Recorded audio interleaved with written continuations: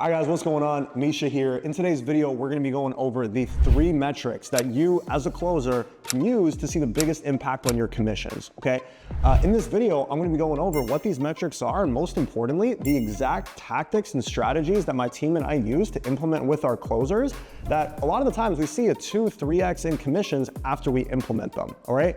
Over the last 5 years, my team and I have been scaling high-ticket sales teams to some of the largest offers in the world. I've done millions over the phone personally as a closer, and I've also been behind the scenes managing offers that are doing 6 figures and multiple 6 figures a month. And in today's video, we're gonna be going over exactly what we use with all of our guys. This isn't sales training, this isn't tonality. You can find all of that stuff on my channel. Today's video is gonna be very tactical, where you can take down notes, implement these things tomorrow, and make more money because of it. So let's jump in. Number 1 is gonna be your show up rate, okay? The rate at which your prospects show up to their calls. So this is total live calls divided by the total amount of calls that you actually take, okay? Quick note before we actually get into all of these stats in general. I see so many closers, they'll come to me asking for help and asking for training. And then I ask them, okay, cool, what's your show up rate? What's your close rate? I'll ask them for some metrics and they're like, I think it's like about this. And then I'm like, okay, like that's why you're struggling, right? Probably the easiest thing that you can do first, collect your data, okay? I'll link a spreadsheet down below that you guys can use. Let's get into show up rate, okay?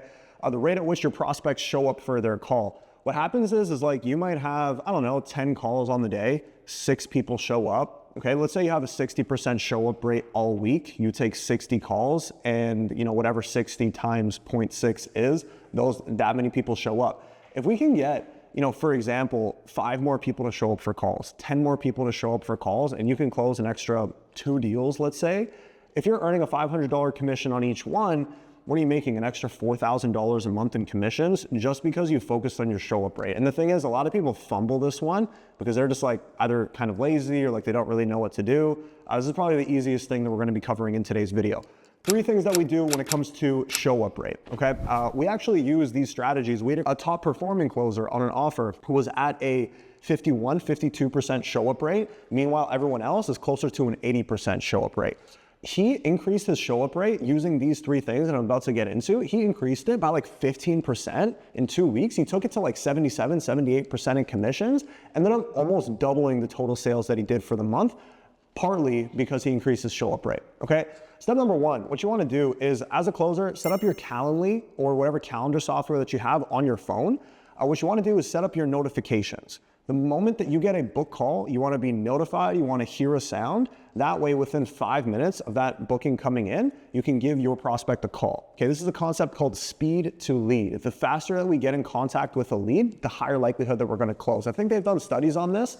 If you can contact the lead within 5 minutes, or I believe it's actually within 3 minutes of them booking in, you have like a 7 times likelihood that you actually close a deal. You get 7 times more revenue, something like that. So you wanna be quick with it, right? Moment the booking comes in, give them a call, right? Call's gonna look something like this. Hey Joe, what's going on? Misha here with XYZ company, how you doing? Yep, notice that you just booked in for tomorrow. I just wanted to give you a quick courtesy call ahead of that time. Are we all set for that meeting? Okay, beautiful. By the way, in the meantime, I took a look at your application. I just sent you over some value in your email. Take a look. I think it'll be applicable based on what I saw there in the application. That way, tomorrow's call, we can focus on you and your situation. Can't wait to chat more. If any questions come up between now and then, let me know, right? You have a question like that, or you have a conversation like that, 2 things. Number 1, you're showing that you're on the ball, okay? You're moving fast, you're moving with speed. And 2, you're gonna increase the likelihood that you actually close the sale on the next meeting, okay? If they don't answer on that first call, shoot them a text with something similar, okay? Step number 2 is gonna be to text your leads the morning of. Again, most closers just don't do this, okay? Set a 15-minute slot on your calendar at the start of your day, right? At 8 a.m., 9 a.m., something like this, right? Hey, Joe, Misha here. We all set for 2 p.m.? Beautiful, chat soon, right? Easy. Number 3 is gonna be to follow up with your no-shows. Again, most closers just don't do this. So lead doesn't show up for the call, right? Most closers kind of just leave it, whatever, let me move on, forget about him, I'll never talk to him ever again, right? Leaving money on the table. What you wanna do, shoot them a text immediately, right? Hey, I get it, life gets busy, when's a better time to reschedule, right? And then usually we'll set up a 3-day text sequence where for the next 3 days, every morning, we'll shoot them a text and we'll try to book them in on another call, right? You do these 3 things, your show up rate will increase and you'll make more money. I guarantee that. Okay, stat number 2 is gonna be your close rate. A lot of salespeople love this stat. A lot of people like to flex this stat, and a lot of people also lie about their close rate, okay? And the reason why is a lot of people, they'll just manipulate the data, they calculate it wrong, and they're not even really tracking anything, right? So what a lot of people do is they will track their close rate based on the amount of offers that they make. So closed deals to offers made, okay? That's not really telling you much. What we do across all of our teams is closed deals to live calls, all right? So baseline close rate, if you're in between like a 25, 30% close rate, you're doing pretty good. Anything above that, good job. Anything less than that, you have a lot of room for improvement, okay? So whichever one you are, you can always make more money, you can always get better. Let's get into exactly how you can like intentionally increase your close rate, all right? First off, you have to track all of your conversations, okay? Again, this is in the spreadsheet down below. It's the little stuff that most people are gonna be too lazy to do, but that's why 1% of the guys make 20 grand or more and everyone else is stuck at 5 grand a month. I'm assuming if you're watching this video and you're still here, you wanna be in that 1%. Let's get into it. What you wanna do is track every single conversation that you have on the day. Very simple no, okay? The simpler, the better, right? Spoke to Joe, pitched a 10K offer, think about it, objection, lack of trust, okay? Spoke to Susie, closed the 12K, great rapport, great expertise, closed, right? Spoke to Bob, third party objection, said he was skeptical because he had tried other programs before, right? So basically what you're gonna do is you're gonna note down every single conversation that you have, okay, after you get off the call, not at the end of the day, because you're gonna be tired, you're gonna forget the call, you're not gonna remember what happened. After every call, you're gonna write down a brief note of what happened on the call, were they qualified, did you pitch them, what was their objection, and then what was the underlying objection, right? The think about it objection, like learning how to handle that isn't really gonna help you. It's gonna be building trust and learning how to prevent that objection from happening. So what you're gonna do is at the end of your day, or especially at the end of your week or at the end of your month, you're gonna look at all of your missed opportunities, okay? Who are the qualified leads that you did not close? Okay, cool, list them all out, look at them. Now what you're gonna do is, okay, out of all of these missed opportunities, let's say I have 10, 6 of them were trust, 3 of them was a lack of belief, and then 1 of them just had like 0 urgency at all.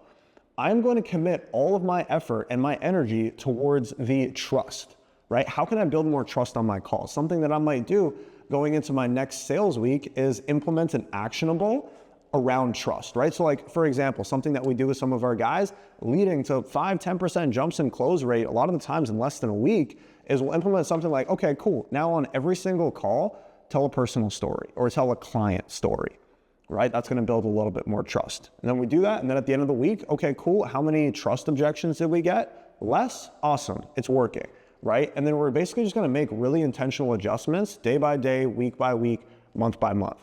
Okay, the reason why I started doing this was because I was taking so many calls, I was just lost in the noise with what was happening on a day-to-day basis. And then if I had a bad day or a bad week, I would just look at my week and I would just be like, okay, that sucked, but like, I don't really know why it sucked, right? If you do this, you're gonna know exactly why it sucked and you're gonna be able to make really intentional adjustments, okay?